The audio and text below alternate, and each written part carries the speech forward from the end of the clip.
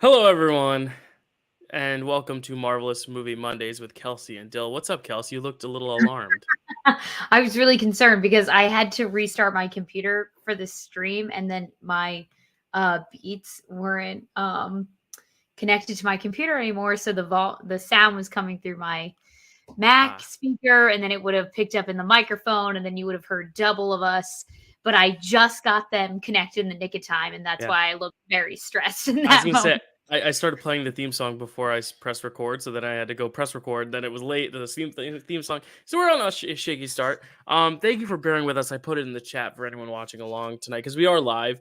Thank you for Oh everyone for right, bearing I with forgot. us the past two episodes because we have been doing these live episodes. It's really just my schedule. It's trying to get a time for both of us to be there and just prepping for the show. Like I had to watch 6 episodes of a show, which seems fine until you realize that each of these episodes is an hour long.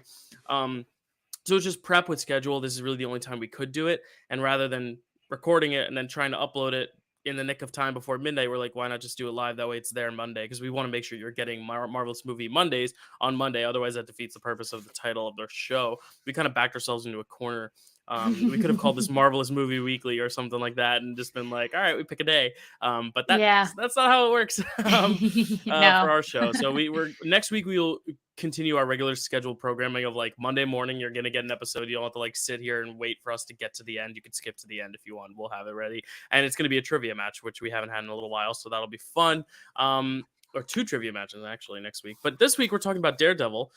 We took a long hiatus since the last time because we were kind of just filling time, and then they took it off of Netflix. So we were like, ah, crap. And then by the time they put it back on Disney Plus, other stuff had been coming out with like Moon Knight and uh what else came out? Black Panther Wakanda Forever. Like all these shows started coming out and movies came out that we were like, we don't have time to go back to Daredevil. So finally we're like, we have a lot of time now before Guardians. Let's Daredevil this shit up. And we are here now with season 2. We started the first 6 episodes, so we haven't watched the next 7. That'll be in 2 weeks. We'll be talking about those. But Kelsey, do you want to like kind of give us a little bit of a debrief on where we left off with the franchise um Um, or the series? Do you remember? It's well, been so long. season 1 was basically the Wilson Fisk um season. So Right. like Yeah. yeah, I watched like a 2-minute recap video, but honestly like everything that happens in season 1 like kind of doesn't really have a ton to do with season Right. 2. Like Yeah. it builds up definitely like relationship dynamics and things like that, but as far as like season 2 goes, like we have an entirely different antagonist.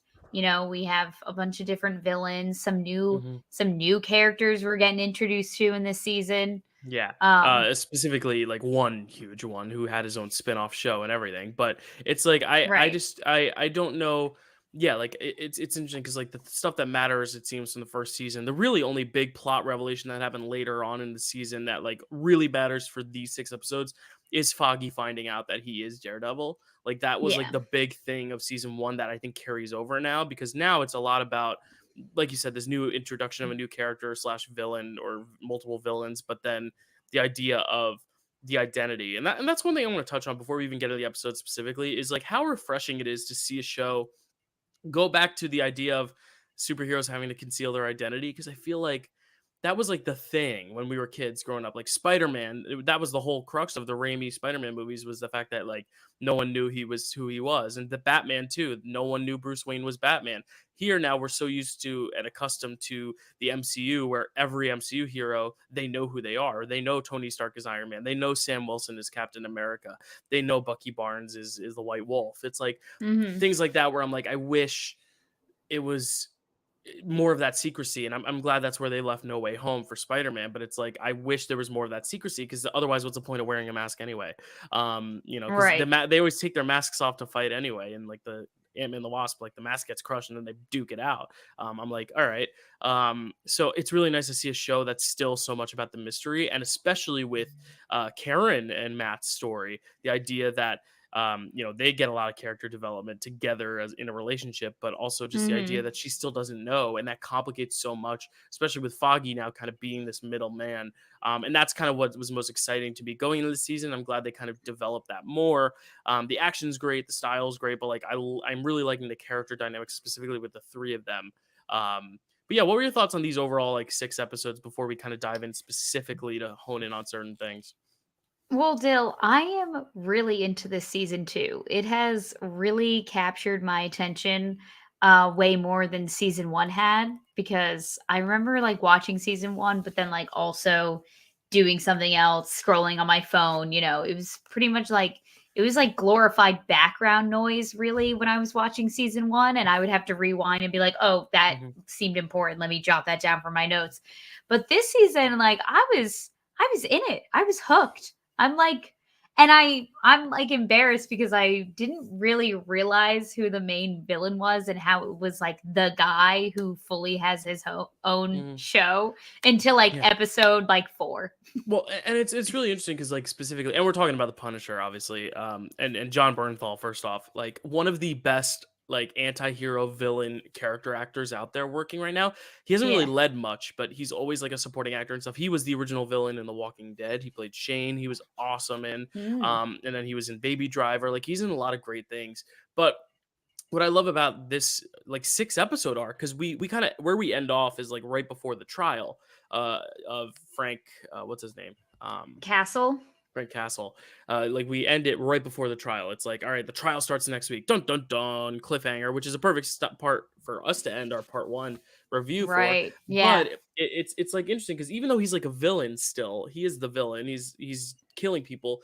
Just in a matter of a few episodes, though, we get a little bit more of the humanity to him that I've kind of really liked about these shows and the MCU in general as well. Just the idea of kind of humanizing these villains to where we understand why he's doing it, and it's kind of like the similar thing to the Kingpin. There's the relationship tied to it, and I do like him, and we do know that he is more anti-hero than villain in the grand scheme of things. Obviously, For they need to give sure. you a character he can run his own show. Punisher is his show, and he has to be able to command it as the lead. You can't have a wholehearted 100% villain in the lead, otherwise it would not be compelling TV. So they need to give you also that kind of reasoning, and that's why I love some of those middle episodes where he's talking with Matt just about killing versus harming, and what the real goals and purposes should be.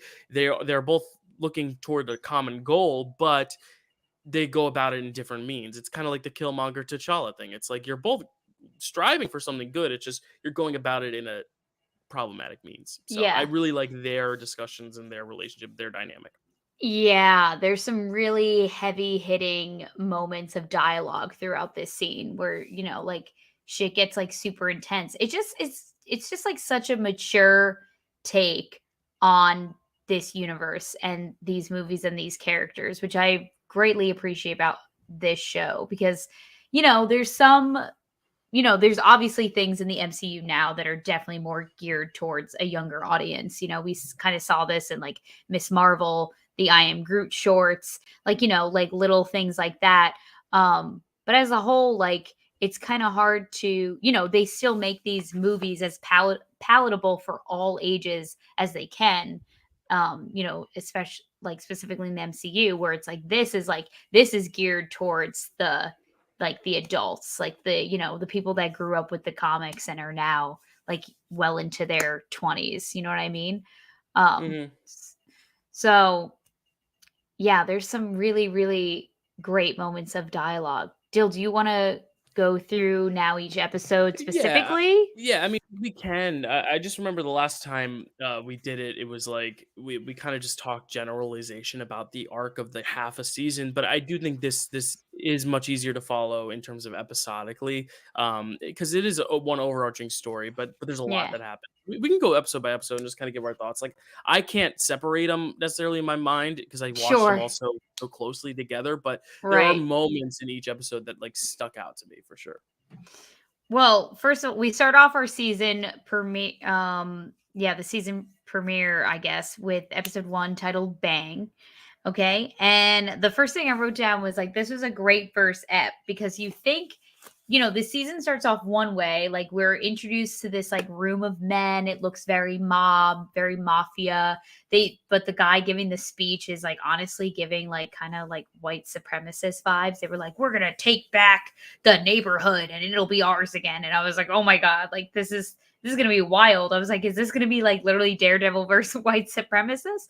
And then all of a sudden, the room gets shot up, and there's only one survivor who also has like a nice little character arc for himself, Grotto. And the thing I just really wanted to talk about this episode only because they end the episode with, us kind of meeting the Punisher, but not really. Like, it's right at the end to, keep us on our toes. And Daredevil gets into, a physical altercation with him. And it ends with him saying bang and then gunshot. And I just thought that was so cool. I was like, yeah, he just shot Matt Murdock. Exactly. It's one of those things where you're like, he's not going to die, but it's like, how does that work? And then when you finally realize the parallel that he was also shot in the head and survived. And I didn't realize how thick his armor was, Daredevil, though, to where like he survived a gunshot to the head. Like, it really does go to show how good that armor is. And I like how they use this as a way to show that, like, that he really is invincible when he's wearing that armor. But because he's already got a sense missing, now that whole next episode, which we can transition into, like, is all about the disorientation. And I honestly wish they played more into that, because it feels like by episode 3 or 4, they're like, all right, he's good again. And I'm like, I wish they had sat with it a bit longer, because this is like a pivotal thing, and this could have affected him the whole season, to where everything is a little off sensory wise, because that's the whole thing, is like his senses are so heightened because he doesn't have the sight. But now it's like, now his hearing's a little fucked because like he got hit in the head and it's ringing a little bit, reasonably so. He's getting shot in the head, and his feelings he's woozy, so his touch is a little off. He drops the glass in the next episode. So I wish they played more into that. But we also get a little inkling, I think, in the first episode of something as well that I want to talk about. And that is that the billiard scene where like he's showing her how to play pool, or she's showing him how to play pool, or is that the next episode? Karen. Either way, we're getting little glimpses of the Karen Matt romance very early on here. And is her name Karen Page? Yeah. Okay, because I referred to her as Paige throughout all of my note taking. Oh, like Paige, like P-A-I, like P-A-I-G-E. Like, I thought that was Paige? I thought that that was her name. No, her last name is Paige. But it's it's a really interesting choice, because like the last season we were all like, oh, Foggy and Karen should get together. And then now it's like, it's Matt and Karen, which also led me to one thing. And I know, because we're only watching half a season, we haven't even gotten to Vincent D'Onofrio yet in this season. And we got one episode with Rosario Dawson, but like, where's Rosario Dawson? I was like waiting for her, and it took so long to get to her. So I'm like, oh, we're now fully abandoning ship on that romance, and we're going to the other. And like, I like Karen and Matt. We'll talk a bit more about it as we go along into these episodes. But I'm like, I wish they had done a little bit more with Rosario Dawson's character. Maybe she was busy, I don't know. But I wish there was more of that relationship still, because that was the romantic relationship I was really invested in. But I do like Karen and Matt. I'm more of a fan of theirs than I expected to be, because I just hate when they're like, we're gonna make the two main characters fall in love, because it's like that's what made Harry Potter so cool. It's the two side characters. It wasn't Harry and Hermione, it was Ron and Hermione. Like, that's what I want from everything, but you don't get that all the time. Yeah, Foggy and Karen definitely give like Ron and Hermione. But in this case, Hermione is being with the Harry of the project.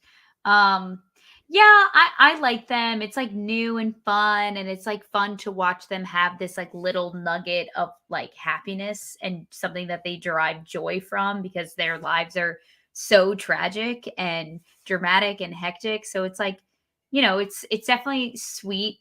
I definitely feel bad for Foggy. I hope that we see him with someone special, at least at some point in the series, because he deserves happiness as well. Honestly, what I love about this season, Dill, so far, is that I feel like Foggy is really standing on his own a lot. Yeah. Well, yeah, it's kind of a pro and a con. Like, it's a pro to see him get that character development, but it's a con because it's very clear that the other two are hitting it off, and Foggy's kind of left by the wayside. It almost feels like Foggy is like not in the loop a lot, but I think that's purposeful. It creates a little bit of tension too, which I think we need to see, because we saw moments of tension with him and Matt in the first season, and now like that he is one of the only people who knows Matt's secret, it's like it adds this Mhm. extra layer to it.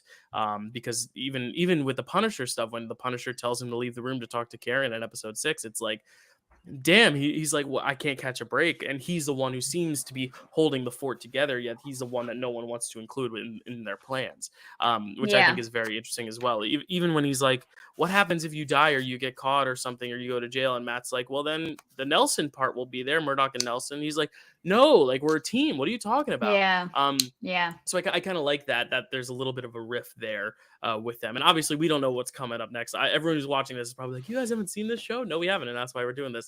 We don't know where this is going to end up, but I'm enjoying it so far in that sense. But what are your thoughts, though, on the Karen, while we're on it, the Karen and Matt romance and how they're framing it and how they set it up? Because I think it did happen pretty naturally, but it did happen very quickly. We're already kind of at it. Yeah, it did happen quickly. Keep in mind, like, even though these episodes are an hour, like, I think there's only like 13 every season, right? So it's Yeah. like we kind of have to make these arcs move a little bit. So I don't like, even though it's happening quickly, it doesn't feel rushed.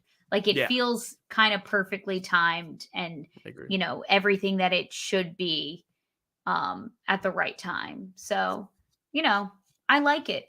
Mhm. Um it's kind of not really something I need, just because I think that they both stand so well alone. Like, I don't think that this makes them more interesting in Mm, any way, character-wise at least. Like, I think that, yes, it adds the added conflict now of, like, one of these days, like, Karen's gonna find out. Like, right. Like, we're that's gonna like the elephant in the she's room. Yeah. gonna know. Like, yes, there's this added tension now a little bit, but I think just, like, as characters, like, as Matt and as Karen, like, they didn't need this to make them more interesting, because Mhm. I thought that they were both strong on their own. Well, and we'll talk about when we get to episode 5 what the relationship, why they really needed the relationship there because of another introduction of another superhero character that we'll talk about. But Right.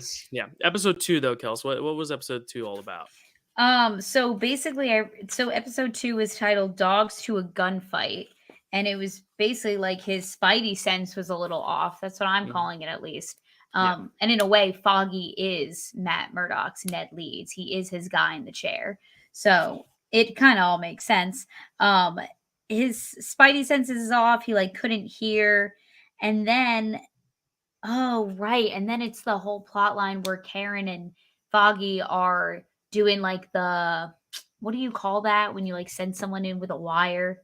The Like, yeah, the wiretap, I guess. the staged operation, I guess. With Yeah. the DA, we meet the DA, which is, like, also one of our antagonists this season, who's really, really good. I'm really enjoying her performance a lot. Hold on, I just want to pull up the IMDb just to shout out Yeah, of course. the actor. hmm Yeah, Um, I like. I'll elaborate a little bit more on what I was talking about earlier, but I love the stuff where Matt is like kind of disoriented because he's almost a little too mhm, perfect in the show to where it's like he's missing his right. sight, but he's just still on it so much, and that's his superpower. That I love when a superpower is stripped from someone. Like I love Spider-Man 2 because we get so much of him having to learn to grow as Peter before he can get his spider senses back in Spider-Man 2. And I think this is like the Spider-Man 2 moment. I just think it was too quick that it all got a little resolved. Like I feel like we kind of were over it by the end of this episode or very early next episode. But it also did allow again for more of that Karen Matt kind of sexual tension because she comes over and she has to like just kind of stand there awkwardly. There's like a really interesting chemistry and tension there between them in a good way. Like I'm whenever they're together, there's this really nice moments of silence where you can feel it. I don't know. Yeah. It's they do a really good job staging the romance to where like they really use the sensory experience of like the touch, and we'll get to when they kiss in the rain, but the idea of the raindrops on her skin, like all the little Yeah. details that like just really heighten it because you want to be in Matt's mind frame of like everything else is sensory overload, and in this Mhm. sense his senses are kind of stripped away as well, so it deals a lot with the sensory experience in this half of the season, which I really like. But I thought it was too rushed, the Matt losing his senses stuff. I would have liked a little bit more of that No, throughout yeah. the season, like see him actually be like fighting for real with people and just like losing his mind. And I also think it's funny that they basically had him and the Punisher beating up each other again, like kind of the same exact fight Sure, again, yeah. but this time he got I believe chained up, right? Yes. Yeah, And that's because how we Foggy kick shows off up and episode Foggy's like, 3. where are they? Yeah. Yeah. I also love that Karen thinks that Matt is an alcoholic because when she comes in and like the broken glass and like, just like the just like the miscommunication in that scene was like kind of funny. I mean, it's not funny to be an alcoholic, but No, it's but just like she it's a has funny no idea what's irony, really yeah, going on. because we Yes, all know what the exactly. real deal is. But I mean, again, what are Exactly. you gonna think? Your mind is not gonna go to, oh, he's the superhero or the super vigilante, whatever, running around the streets. Yeah. Yeah, and I also just love this mini arc that they give the last surviving member of the gang that Mm-hmm. gets, Greedo, blown to pieces by the Punisher. Yeah, Grotto. Grotto, Like sorry, Greedo's Star d- Wars. My bad. Greedo. I for a second I thought you said Guido and I was like, no, it's not the Jersey No. Shore, Dill. It's Grotto. Um like I just love this like little redemption arc. He's like, trying his best. He's trying to do the right thing by like, saying he'll help out the DA by trying to find like the other guy. I think it's because they're all part of the gang, the Dogs of Hell or something. Something like that. Yeah. Okay. As long as we both don't know, it's The fine. gang stuff is it's a little harder to follow for me just because it's so many different names Sure. and places and things and stuff. But you Yeah. got a bunch of different mobs Nouns. too going on. Yeah, so like it's hard to keep that all straight. Like I had to watch The Sopranos premiere 3 times before I figured out, oh wait, these are our main characters and all this stuff. But now I can give you a whole textbook expose on it. Yeah. But yeah, gangs are very interesting, so intricate. And But we also get a lot of good Punisher stuff. We see like the scene where he's in like the shop and the guy is like, oh, I got like child porn, and then he just like beats the crap oh out of him. And we yeah, don't see the beating, but we know what he's about to do, and that's we kind of know. gives us a little inkling that he is fighting for something, just because it's the first time you see that he's purposefully fighting someone who's very bad. Like, child Yeah. pornography is bad, so when you see him going to kill him, you're almost like, oh good, but then you're like, wait, aren't you supposed to be the villain? And this is where you kind of get a little Right. hint of the complexity of who this character is, and the fact that he fights against evil people, and he fights because of his kid and wife who died. And I think that's Mhm. another thing too, is it's like child porn. It's like the thing. It's like a child crime as Yeah. well, and that I think triggers him as well, to where I Yeah. get a little bit more sense of a character from him, and I love it because he doesn't talk a lot in his first 2 episodes, so it's like a lot of Mhm. just like face acting and just silence and power through silence, which I really like. Yeah. The actor John John Bernthal. Bernthal, he's Hmm. doing a really great job as just like giving just the right amount because he's such a big, like Gruff. intimidating Yeah. looking guy that he Hmm. kind of just has to be this presence for us to know that like he's not someone that you Yeah. want to mess with. Have And you what I seen really Oh, sorry, go go ahead. ahead. I was just gonna ask, have you seen King Richard, the movie about the Williams sisters that Will Smith won the No. Oscar for? Okay. I was just wondering because he plays like their coach in that, and he's so Mm, good in that. So like there's a good range, but he's always got like a really good like machismo. It's just sometimes it's a very gruff kind of and then sometimes it's like oh yeah, I'm a cool guy, so yeah. he's got such a good range as an actor. And if he does return in any way, shape, or form for the MCU, I think we should do an Avengers movie club for him because he's amazing. He's got so much great work out there. Awesome. Because what I love about this season, Dill, or one of the things that I do anyway, is that I feel like this antagonist, this villain, quote unquote, or anti-hero, whatever you want to call him, is kind of like Matt meeting his match. Like they're really like level with their abilities and their strength and their smarts. Right. And so it's just like really refreshing to like not always see him win. Like these past like 2 episodes, like only up until and this next episode we're about to talk about, episode 3, he's chained up for the majority of the episode until he's actually able to break free at the end. Mhm. Yeah. Well, Um, let's transition into it. Why don't we? yeah, The episode 3. so it's called New York's Finest. Matt wakes up chained to the roof and he's talking with the Punisher, aka Frank. So this is when I was because they never refer to him as the Punisher, I don't think, Right. until like later on. No. I think Um, like Foggy says it. He's like he's yeah, punishing them or something like that. Yeah. right. And it might be like in a newspaper article at some point where it says like the Punisher just got Hmm. punished or something. So I didn't put 2 and 2 together literally until this episode. I was like, oh, this is a guy, this is like a character also who has like their whole own show. So now we have to watch The Punisher. Um, Yeah. so So it's a rabbit hole we're yeah. falling Oh, down. this was the episode where we got Rosario Dawson back Yeah, just finally. briefly. Yeah. Um, Claire, I believe her name Hmm. is, as the ER nurse, and she's Hmm. basically just in this scene where Foggy gets a really big moment where they have a lot of people in for like gang violence and things that the Punisher are doing to them. So there's a lot of gang members that or need medical treatment, and they're all in different gangs, so they're all butting heads in the ER. And Foggy gets this great moment where he kind of has to talk these two guys down from fighting each other, from like literally like probably killing each other Yeah. in the ER. Which was just like what I was saying before, like he really gets to stand on his own 2 feet. Like he's more than just like kind of Matt's sidekick, which is what I Right. really like about him. He's getting his own arcs, his own kind of storylines. He's like trying to keep their law firm like together by a thread. Like he's literally hanging on by a thread. And so yeah, I'm just like really enjoying this season. What did you Yeah. say when we went into this deal? You were like, well, this season's supposed to be the best. So, Yeah, well, I think a lot of people think it's the best also because they love John Bernthal as Punisher. And I mm. believe this is, I think he might be in season 3. I actually don't know this, but a lot of people really love this season. Oh, I Thought it don't was know even either. better than the first one.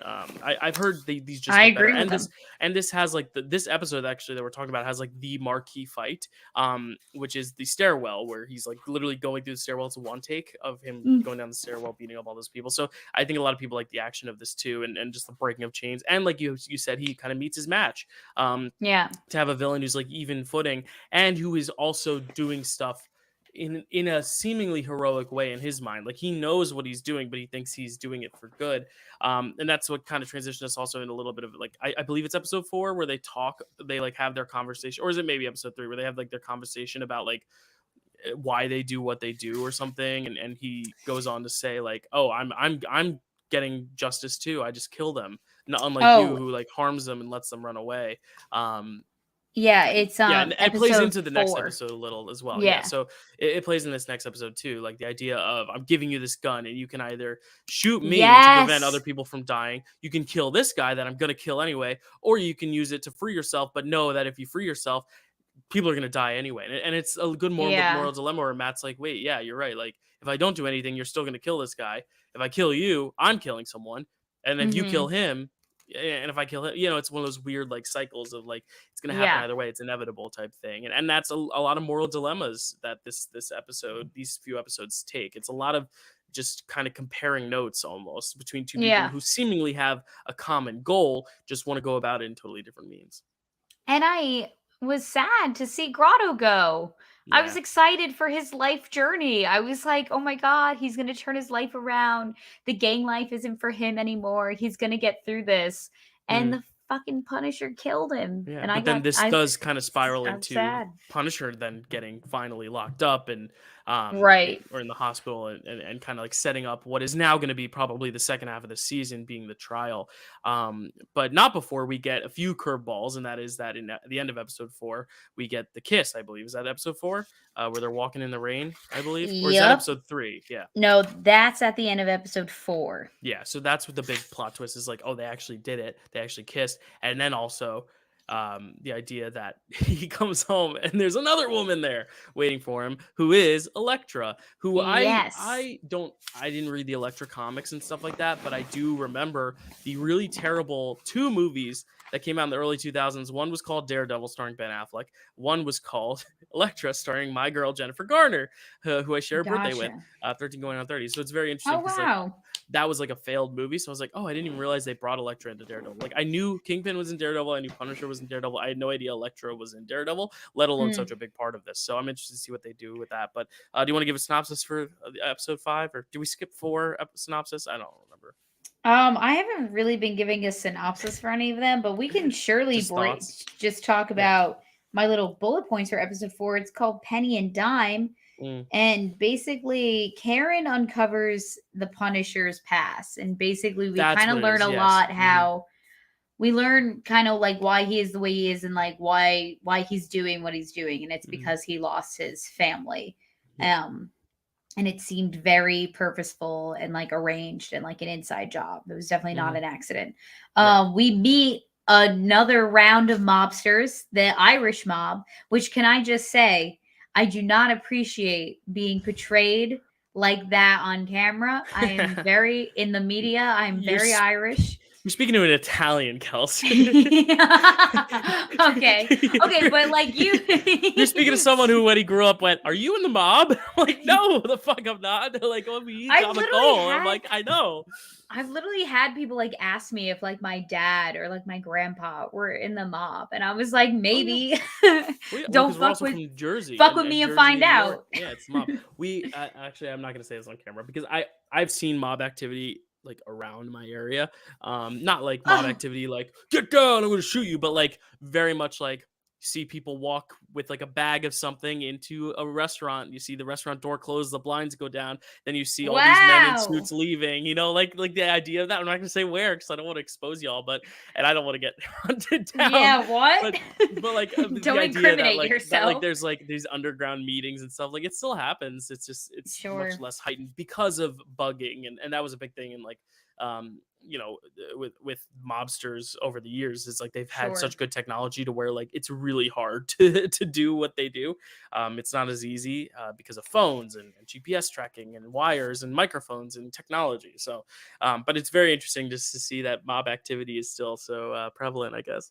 But yeah, as I an Italian and an Irish person right here, the two of us, I'm not Irish and I don't know. You're Italian. Oh, you're both. You're the both worlds, Kels, Yeah. right? You get the best of both worlds when you're Yeah. Irish and So yeah, Italian. you're just So I'm a in two mobs. yeah, you're gonna be a mob wife when you're older. You're gonna find yourself a Yeah. nice, I marry him. I greasy, married a mobster. greasy haired, garlic knot Leather eating. jacket, chain. Yeah. Oh my god. Okay, so then we meet the main guy of the Irish mob here. His name's Finn. And this is what I got from this episode. I'm pretty sure Finn doesn't like the Punisher because the Punisher killed his son named Rory, Mm, I there you go. think. Did you just guess an Um Irish name? no, I think that's Okay. no. I feel I like would if you not. were to, it would be that or Finnegan. So you actually Oh, Finnegan is Finn. Never mind. yeah, that's Finn. Yeah. Okay, there's more than two names I in know. I'm kidding. Ireland, all right. Don't come for my people like that. No, I love the Um Irish. Hey, we just celebrated St. Patrick's Day. It was fun. I celebrated St. yeah, I Patrick's Day in know. Long Island. Those people know how to party. They know how to rowdy. Wow, that's intense. That's Yeah. also kind of far. That's where my show is, so I was there. It Oh, wasn't like I just okay. went out of my way to go there. Oh, It was I was okay. there for my show, and afterwards we, we all pooled. Yeah, it Yeah, was fun went though. on a bender this weekend. Oh, Um nice. yeah, I'm recovering. Kelsey's like, I'm dying inside.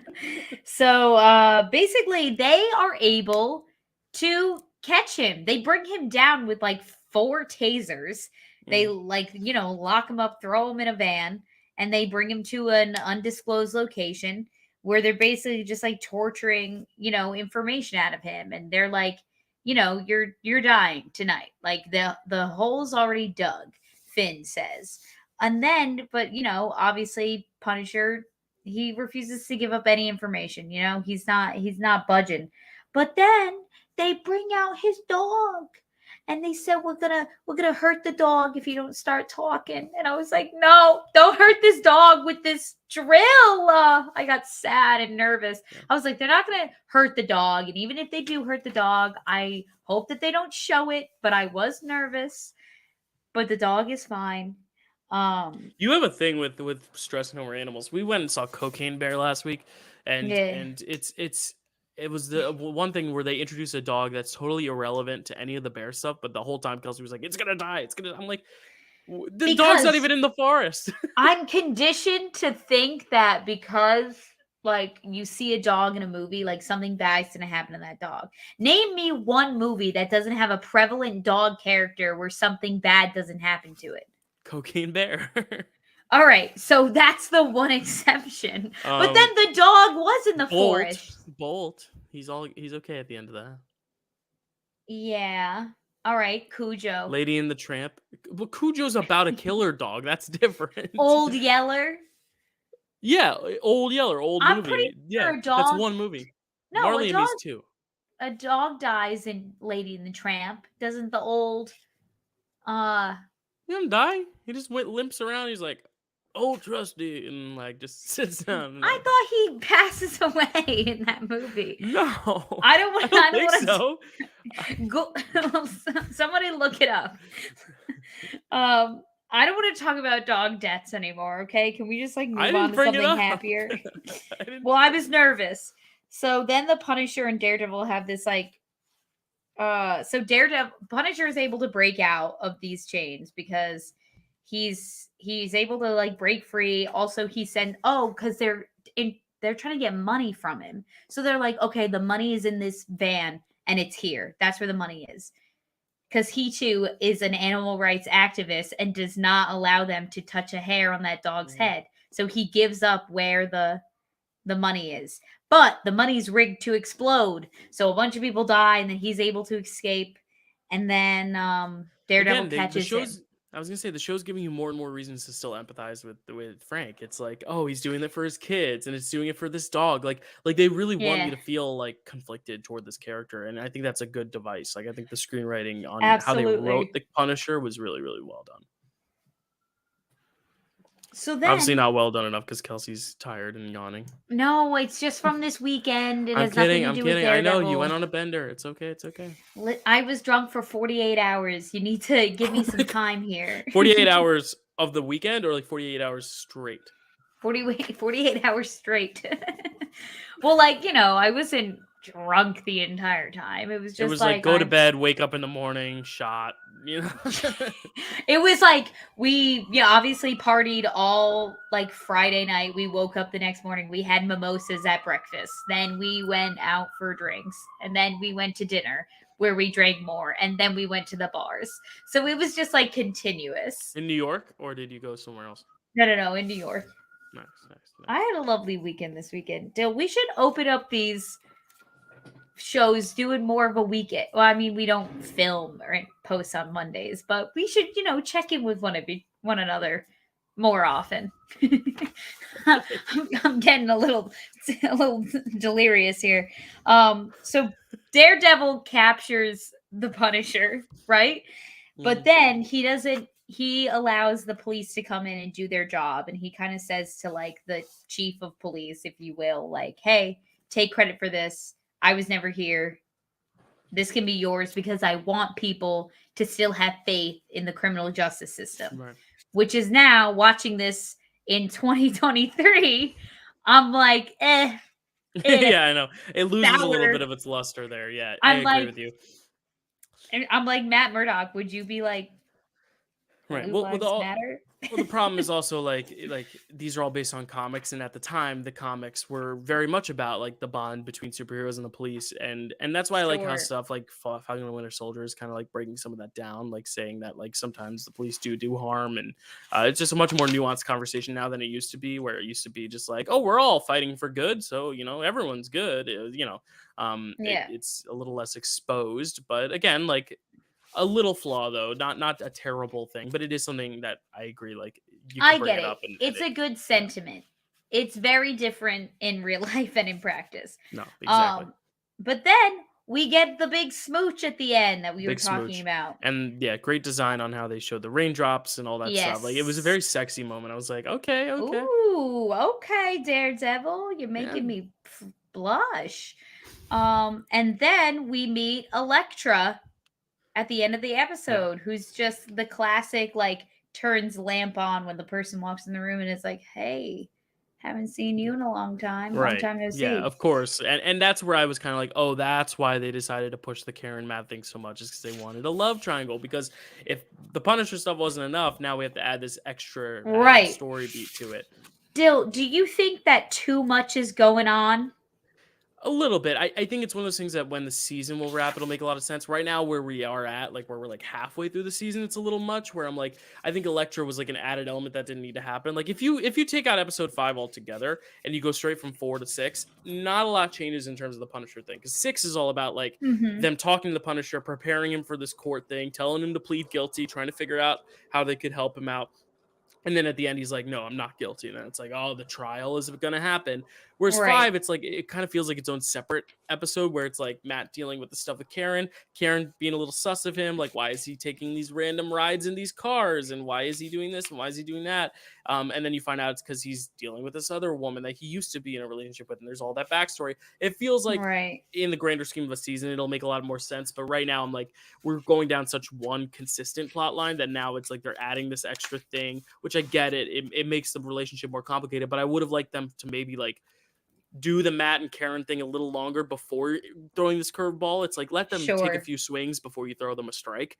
And Right. I think that's kind of where I'm at right now, Oof. where I was like, they just kissed. And now it's like, he gets home And that now it's like episode, you know, like, yeah. conflict of interest. So it's already awkward off the bat, even where they're at the restaurant. It's not the restaurant that makes him anxious. It's everything else going on in his brain. But he says, he's like, oh yeah, this makes me more comfortable. It has nothing to do with the restaurant. It's the idea that his ex is sitting at home waiting for him, telling him to undress in the car and all this shit. Right. For a deeper mission, Right. obviously, but there's still baggage that comes with that. It's like it's like How I Met Your Mother, the never invite your ex to a wedding thing. It's like, you're in a happy honeymoon phase. Why ruin that or risk ruining that?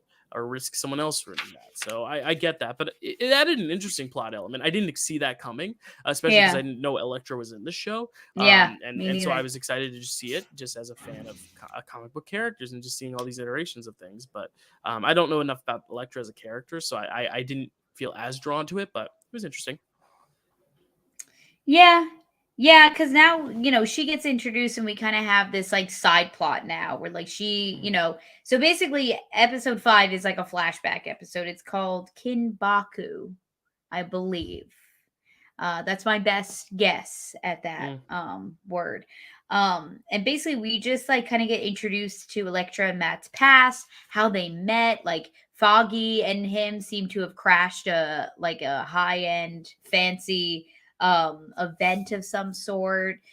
People kind of catch on that he's not supposed to be there, but then Elektra like randomly decides to do a solid for this stranger and say like, oh no, he's with me, he's fine.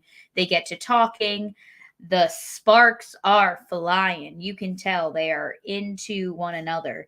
And basically like they're kind of giving me like Bonnie and Clyde vibes almost a little bit, because they're going on their own little adventures, getting some vengeance, some redemption a little bit. Especially we see in like that last scene, or one of the last scenes of this episode, where Matt is confronted with the guy who killed his father, and he kind of just gets to beat the living daylights out of him right before Elektra lands the final blow. So it's like they're kind of like a ragtag team of, I don't really know what's going on. Yeah, and it was course, cool to see that stuff. Yeah, there's some spicy scenes in this episode. We get some spicy hanky panky at the boxing range. Boxing range, is that what it's called? A boxing ring. A boxing ring. Maybe that's what I meant to say. Also, Jill, I really liked your baseball metaphor where you said, let him swing a few times before you give him a strike. I was like, ooh, I like that one. I'm going to use that. Thank you. Thank you. So basically, Elektra says that she's back in Matt's life because she needs help with something, because this like Roxxon Corporation is like stealing money from her dad. But especially in the beginning of this episode, we're kind of getting the vibe that they did not end on the best of terms, because Matt's like, what are you doing here? Like, yeah. Well, also, he just kissed this girl he's into, and now he comes right to her. Like, I think it's also the timing. Like, I bet if this happened at the end of season 1, he'd be like, yo, what are you doing here? Now it's like, what are you doing here? Like, it's like it's slight one. So is he just like doesn't like her because she almost like pushed him into killing someone? Like that's I think that's I was getting. It. Yeah, that, and also just that he's in a happy new thing and doesn't want it ruined. So there's that element. Right. But I do think a lot of it, and that's his whole philosophy. Even with Punisher, it's like he doesn't kill; he only harms. And it's like, well, at that point, why not kill? And it's a very interesting dilemma. I side with Matt, but I also understand where Punisher's coming from with all of it too. Which has created such a cool dynamic for these characters to now see where they go with it. Because I really don't know where the season's going, and we'll talk about the 6 in just a sec. But like, I really don't know where the season's going beyond the fact that he's going to be on trial. And I like how they're really leaning into the law aspect of it, and like that they're making a very lawyerly show, not just an action show. Yeah. But I really don't know where this is going. And we also know just from the credits that Vincent D'Onofrio is a main cast member on this season still, so he's coming at some point. He's in jail. We just don't know when. So it's Right, just right, very right. interesting to know that like there's still more to come, and I just don't know where it's gonna go. But I know it's got to come out that he's Daredevil in the season to Karen. I'm assuming. Don't tell us in the comments if we're right or wrong. And I do believe Elektra's gonna come out too at that point, where like there's gonna be that whole big blow up, and then there's also gonna be the stuff with Frank. But I do think we could see. I think the likelihood now is that Frank and Matt will find a way to team up somehow. Like I feel like that's where it's going, in my opinion. Like I feel like that's Hmm, kind of where they're leading us to go, because he's not a full sure. fledged villain. Like they're showing that they might be a team up thing for Yeah, a common enemy, which may end up being Kingpin or something, because we know he's going to come sure. back at some point. So I don't really know, but this 6 episode left a lot of good stuff, like cliffhanger wise, to chew on with the Elektra and Karen stuff, with the Yeah, Foggy and Punisher stuff, because there's a little animosity with Foggy and Punisher too, because Punisher's right. taking to Matt and Karen much more than he is to Foggy, which also creates a little something in terms of dynamics. But I'm excited. I like this last episode. It kind of was like the chill episode. It was like kind of, let's relax for a sec before we get Yeah. into some more heavy stuff. Yeah, so I also just love a flashback episode, Dill. I love it when they like put the actors in something funny to make them look Yeah. younger. So Yeah, you right. know that it's like, When it's just from sunglasses, like. yeah, it's just like they gave him like longer hair Mm, or something. And I don't know. I always find those kind of episodes like really charming. Like they always, for the girls, like it's always like if the main girl present day doesn't have bangs, they give her bangs in the past. So you know that it was a different time. That's just like always if an actress has bangs in one episode and then not the other, that's a telltale sign that time has passed. Hollywood loves to use bangs as a way to tell interesting. time.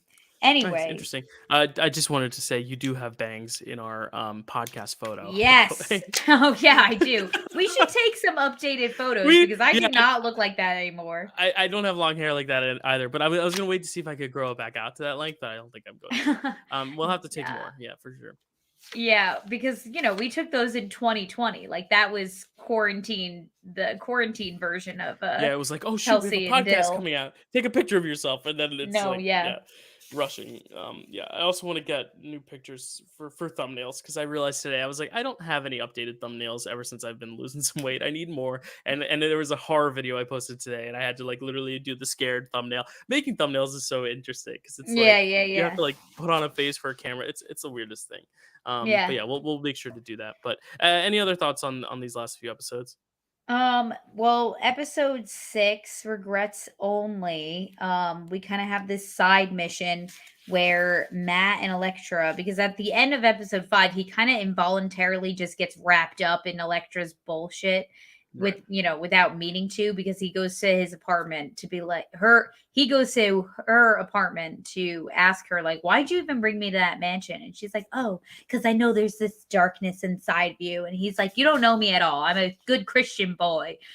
And then the gang, or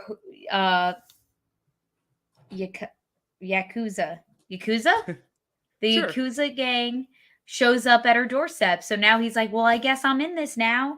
So they have to go to like a fancy gala event to go steal a book. I'm not entirely sure why. Um, and then Matt also wants to represent Frank. This is like what we've been kind of getting at this for these past few episodes here, is that Matt wants to represent him because once he hears he's on death row, he's like, no, can't stand that. He's not getting the Hmm. death penalty. That's not fair. I will represent him, give him his best shot. And of course, the entire plan going into this is that he's going to plead guilty. They're going to lessen his sentence. He's not going to get the death penalty. Everything's going to be fine. Him and Karen have one conversation about his family. They walk down memory lane talking about Hmm. his house. And all of a sudden, he's like, no, fuck the DA. I'm pleading not guilty. Let's take this bitch to trial. And now we have to deal with that. But like you said, Dill, what a great place to kind of stop for us, Yeah, because and we didn't full even cliffhanger intend on moment. that. We were just like No, six not at episodes in all. 7. But it is going to be interesting, because I do like the character of the Punisher so much. It's such an interesting added element, and I do really every episode won me over with Matt and Karen even more than the last. The only thing is I'm interested to see where everything comes to light with Elektra and all that stuff as well, and how they're going to bring Kingpin back, knowing that he's in some of the season, and if they're going to bring Rosario Dawson back, because I really like her character. I hope they do. Yeah, I she's don't know if just that's going to great. happen. Just feels She's a like that was delight like a to one and have. done, but I really hope it's not. And the only thing is also like the action. We've been getting a lot of good action also, but I do Mm-hmm. feel like a lot of the fights are starting to feel a little samey. To Sure. where like it feels a little similar in style to where like the only one that really stood out was like that staircase sequence with the one take. But With the again, like chains. I'm wondering if it's gonna just develop even more. Who's to tell, especially with Elektra now. Because again, these are Right. much more grounded superheroes. These aren't superheroes with any superhuman like speed or Yeah. invisibility, anything like that. It's just strength. Flight. And agility kind of. So it'll be really interesting Yeah. to see where they continue to go with this. But I'm excited. I mean, I'm excited to go into season 2 even more. Yeah. Me too. Cool. And that'll be happening in 2 weeks because next week we have a cool episode planned, and that is another trivia match. And this is a big one. This is for a lot of marbles. Not all the marbles. All the marbles is against you, but to get to you, they have to play Noah. But to play Noah, you have to get through JD, and that is Malcolm and Stacy. Malcolm said Stacy's too mean now, and Stacy said "F you, Malcolm," and they're gonna play a match.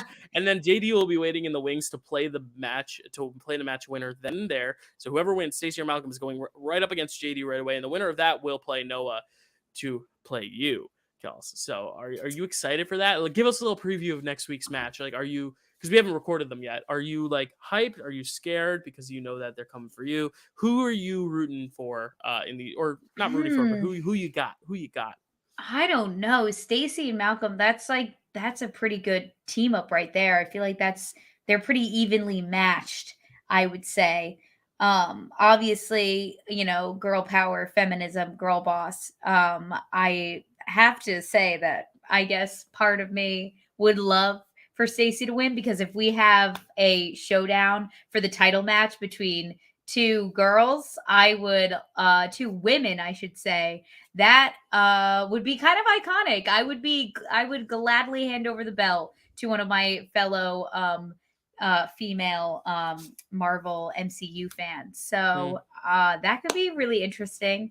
Yeah. I didn't realize how soon I was going to be playing again. So you know what Well, you that still got means. time though, because it's Studying this month. starts Yeah, now. I mean, they probably wouldn't play Noah till at least like May, so you probably wouldn't play till June at the earliest. But Okay. studying Well, starts now, though. still. Yeah, you're right. It's And I we're know they've. almost in April, Dill. I know, and I know they've been I got studying really hard. movies and So. shows to watch. So Mhm. uh Yeah, I think Malcolm has been waiting a while for this. Like Stacy also has been, but Stacy helped us with Harry Potter, and Stacy's got her new right. podcast, which is amazing. Go check out Stacy's podcast that she started. I got to go find the name of it. I'll share it in the next one. We'll have her talk about it when she's on. But she's also found a new energy with that Dark Phoenix stuff. So Yeah. who's to say what'll She's happen? out for blood. She's out for blood, and I really do think though JD is on such a roll lately. He had a Yeah. perfect match against Zach, except for one question which he checked down to multiple choice for. Like I really think JD's someone you can't fear. So no matter who wins between Malcolm and Stacy, I actually think JD is the one to look out for, and I think JD could beat Noah too. Like I think JD's the hungriest right now for the belt in terms of knowledge and studying and practice, but I think Stacy's got the attitude that you need, but Malcolm's Yeah. also got the cool calmness that you need. So I really don't know. And then Noah's waiting in the wings. Who knows what he's been up to in terms of studying? So I think all four of Yeah. them could have a legitimate shot at coming close to your belt. But could anyone beat you? We'll see. I don't know. It's very possible. It's I like I say, I sit here and I write matches, and obviously like I will, watch things here and there, but you have to take a break every now and again. Like once I do a whole watch through, like I probably won't again for at least another year. So I feel like I get rusty and I get really out of practice, where like Mm. all my competitors are like they're in it. They're like watching matches, they're able to like watch a match that even if they're not in, they can play along and see if they know if they're at the same knowledge level as their other competitors, where like I don't get that. I just feel like they just get more practice, they stay more limber, and I and Yeah, I I got you. get stiff on the sidelines, I feel sometimes. So it's Yeah. it's very possible. I truly believe that the only reason why I did not lose the belt last time was because Noah was not feeling 100% that day. And I think that was just pure luck for my end. I think that match could have gone so differently had Noah been in tip-top shape. So Interesting. I'm getting more nervous, which Well, and- all these people, they're I was gonna hungry. say there's more people in the wings too. There's rookies Yeah, that I we haven't know. even seen yet. And for if you are a rookie and you're watching this and you want to get in on the game, we're gonna try to get all the rookies matches if we can. But if you want a guaranteed match, we are having a free for all. We hit 100 subscribers at the subathon, which means we're having a free for all this summer. How that'll work is that if there's 50 people, if there's 10 people, we're going to do it either way, but 5 will enter the ring. They'll be asked 5 questions. Whoever has the least amount of answers correct will be eliminated. So let's say there's 5 questions and 4 people get 3 right and 1 person gets 2 right. Whoever got 2 right will be eliminated, and then the next person will come in with the other 4 that are still there, and then they'll be asked another 5 questions. And that'll keep going until we're down to our final 5 people, and then that way it's just lowest score gets eliminated every time until we have one winner. And that winner will not only skip over one number 1 contender match, but they could be a brand new rookie, and if they win the free for all, they get an immediate title shot at Kels. So if you are interested in joining the league and want to fast track your way, title holder. Yes, exactly. Because by then, yes, we will have had at least one more title match between Kelsey and either Noah, Stacy, JD, or Malcolm. But whoever is the title holder at that time will get to play that winner for a guaranteed title shot at the end of the summer. So that'll be exciting, and we're going to find a day to put that together. So if you are on Facebook, in the Facebook group, the Dill Pickle Movie Network, we will try to schedule it from there. Kelsey and I will go over our schedule to see what days work best for us, and then we'll put it out to y'all, and whatever day the most people can be at, we'll do. We'll do it through StreamYard and just have people coming in and out. It'll be a lot of fun. But if you are itching for a match and we haven't gotten you one yet, or if you're not scheduled for one soon, you will get to play if you want to with that free for all. And even if you're like, let's say JD gets to the end but loses to Noah, JD can be in that free for all and get a title shot that way. So I think it's going to be a really fun event. Nice. And it could go any which way. Let's say there's 5 questions, right? If 4 people get 4 right, but 1 person gets 5 right, that 1 person eliminates all the other 4 all at once. So it could get really, really dicey and really, really fun. I don't know if Kelsey, you're following me, but it'll. No, I sense. am. I okay, am. Cool. Yeah. So yeah. It's going to be a lot of fun. But Kelsey, any last words before we head out and start writing those matches, because we got 2 yes matches. No, nothing for me, only that you can find me at Kelsey A. Kilpatrick on Instagram, or you can follow my TikTok at cause13. Cool. You can find me at Dylan_Randazzo at Twitter. You can find me Dylan Randazzo 417 at TikTok. And you can find me at the Dill Pickle Movie Network if you're listening on podcast. If you're watching on video, check us out on podcast. And we will see y'all next time. Thanks for joining live. I know we didn't have a lot of commenters, but again, starting next week, we'll be back to our normal schedule. Thanks, guys. Yeah.